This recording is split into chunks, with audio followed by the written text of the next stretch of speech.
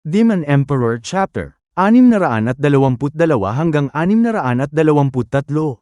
Nagpapatuloy. Ano, nabigla ka no, kupal? Ikalawang matanda, hayaan mong ipadala na kita sa kabilang mundo para makasama mo ang pinakamamahal mong apo. As if hahayaan kita, espadang kumakain ng kaluluwa. Mamamatay ka ngayon sa espadang ito. Ito ang espada ni Panday, ang Balaraw. Tangina, napakatulis ng espada niya. Ito yung pumatay kay Lizardo. Delikado ako rito. Hindi ako magpapatinag sa espada mo, Ogag. Armament Haki, kuko ng multong dragon. Tingnan natin kung sinong mas matibay, ang armament haki ko o ang espada ni Panday.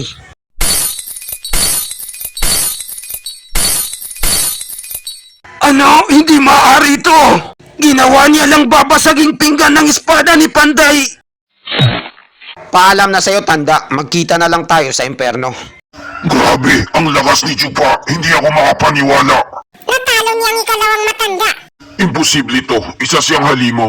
Ngayon lang ako nakakita ng mag-aaral na kayang pumalag sa mga matatanda. Ang batang ito, sobrang lakas niya at talagang tinapos niya talaga.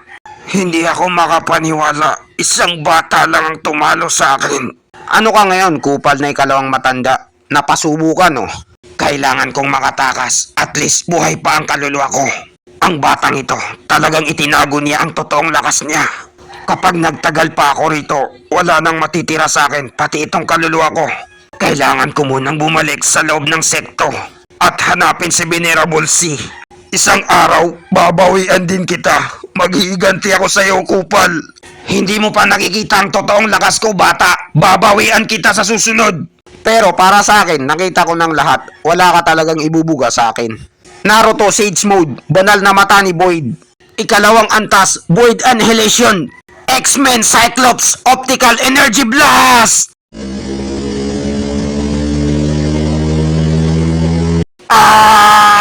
Putang ina mo ka!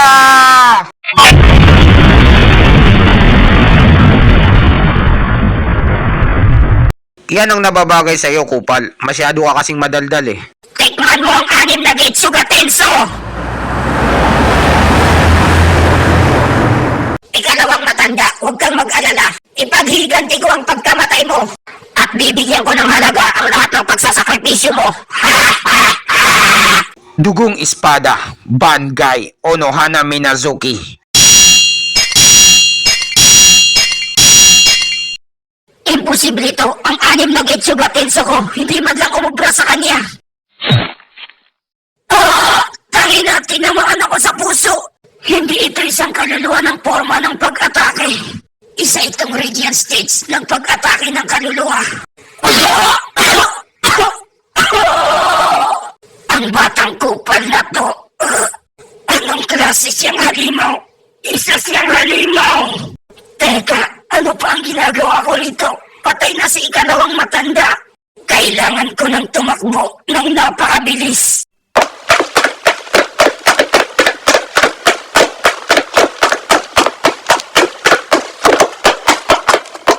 Sigurado akong hindi niya ako maabutan dahil akong pinakamabilis sa lahat ng mga matatanda pagdating sa takbuhan. Hindi na ako pwedeng magtagal pa rito. Dahil kapag nakipaglaban pa ako sa kanya ng mag-isa, mamamatay lang ako. Ha ha ha! Ikapitong matanda, yan na bang pinakamabilis mong takbo? Hindi ba maglalaban pa tayo? Bakit tumatakbo ka na? Paano ka napunta sa harap ko bigla? Nag-teleport ka ba? Chupa, sige subukan mong pumatay ng mga matatanda sa loob. Nasa panig ko ang batas ng sekto. Ang pagpatay sa inyo ay baliwala lang. Kaya tanggapin mo na lang ito bilang lalaki. At saka nakapatay na ako ng isa. Walang problema sa akin kung dadagdagan ko pa. Kalmot ng kuko ng multo ng dragon. Kailangan kong makalayo dito sa lalong madaling panahon. Aray, ano to? Kailan pa nagkaroon ng traffic sa Himpapawid? Tangina mo ka! Bakit ka paharang-harang sa daan? Anong mukha siyang sanggol? Anong klaseng nilalang ka? Saang planeta nang galing ang sanggol na to? Napakalat-kalat. Wala na akong pakialam ngayon kahit sanggol ka pa. Hindi kita kakawaan. Humanda ka! Umalis ka sa dadaanan ko! 10 Getsuga Tenso! Pag-atake ng kaluluwa, Conqueror's Haki.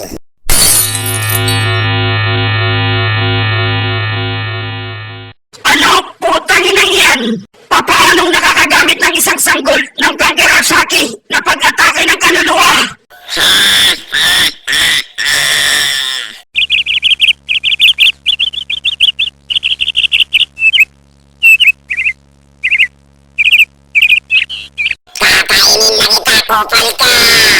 Ice cream yummy, ice cream good. Hala, kinain yung sanggol yung matanda. Imposible yan!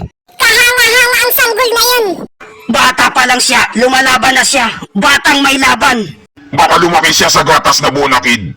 Ang batang yan, napakarami talaga niyang ginagawang panloloko at pang-scam. Hindi na nakakapagtaka, kaya siya lumaban. Sa isa, laban sa dalawa. Ang baliw na kagaya niya. Isa lang ang nasa isip niya, gagawa siya ng kabaliwan. Isang masamang damo na sanggol ang ginawa niya. At hindi alam kung sinong mga magulang, basta iniwan na lang sa tabi at napulot niya. Anak ko, nasaan na yung kinain mong matanda? Ibigay mo sa akin. Buha ka ng ina mo. Ha! Buhay pa ako! Pero anong ginawa nila sa akin? Ginawa nila akong baseball! May nalalaman ka pang patakbo-takbo ng mabilis. Kaya naman pinalabas ko kagad ang masamang damo na sanggol. Para harangin ka sa balak mong pagtakas. Ano, napalayo ka ba sa ginawa mo? Pagkatapos mong iwan ang katawan mo? Chupa, mag-isip ka muna ng mabuti. Kapag ginalaw mo ako, magiging kaaway mo ang buong loob ng sekto. Kaaway ba ka mo? Ha ha ha! Ang lugar na to ay teritoryo namin. At ang matandang hukluban na to ay tinatakot ako. Nababanatan daw ako ng mga tagaloob ng sekto. Mga kasama, sabihin niyo sa akin, mga maihinang nilalang ba tayo na pipitsugin lang? Hindi! Patayin! Patayin! Wala tayong kinatatakutan! Patayin! Patayin! Ito ang pinakahihintay ko. Ang tunay na liderato. Tatak Duterte. Bumabalik na ang kumpiyansa nila sa sarili. Ito ang tinatawag na kaginhawaan. Ito talaga yung bayani na dapat nating tularan at sundan. Ikapitong matanda, ano sa palagay mo? Maasahan ba natin ang mga tagaloob ng sekto? Tingnan mo sila, ni isa sa kanila ay walang gustong lumaban para sa iyo. Alam mo ba kung bakit? Dahil natatakot sila sa akin at wala silang bayag. Ngayong araw na ito ay hinamon kita at pinatay kita.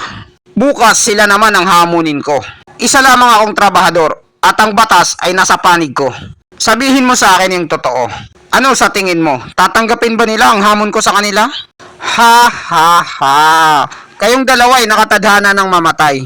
At yun ang magsisilbing babala sa mga ogag na mga bobong tanga at na nakikialam sa lahat ng issue sa social media. Ang mga matatanda sa loob ng sekto ay isa lamang titulo na walang kakayahan. At hindi kayo matutulungan nito o may liligtas. Kapag wala na kayong kwenta at pakinabang, basta-basta na lang nila kayo itatapon.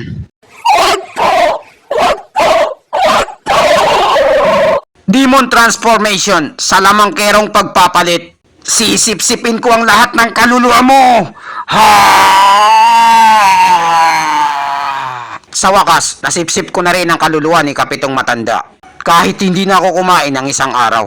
Ngayon, pwede ko nang gamitin ang salamangkerong pagpapalit sa mga arte. Para sa mga kaluluwa, para mapalakas ko itong akin. At lalong mapapadali nito ang paglakas ko.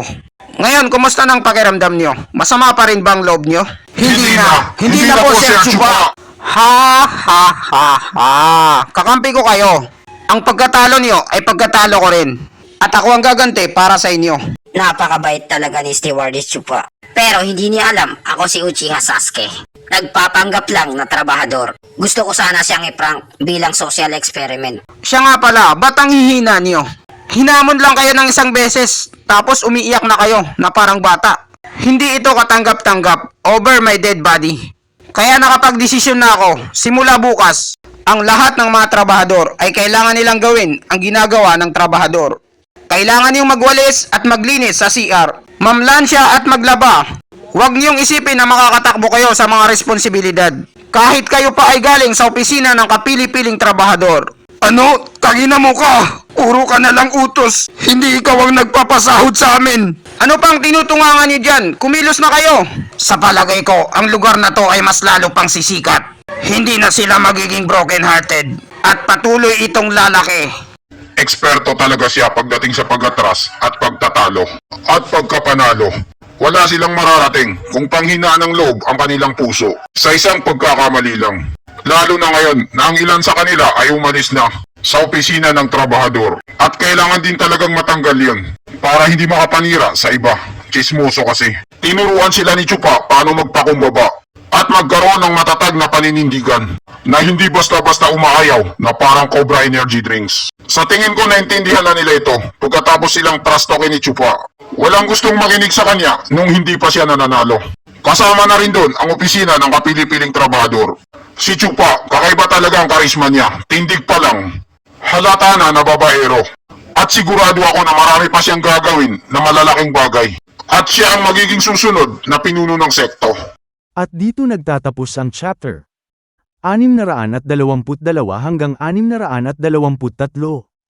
Maraming salamat po sa panunood nyo. Mag-subscribe para laging updated sa buhay ni Chupa.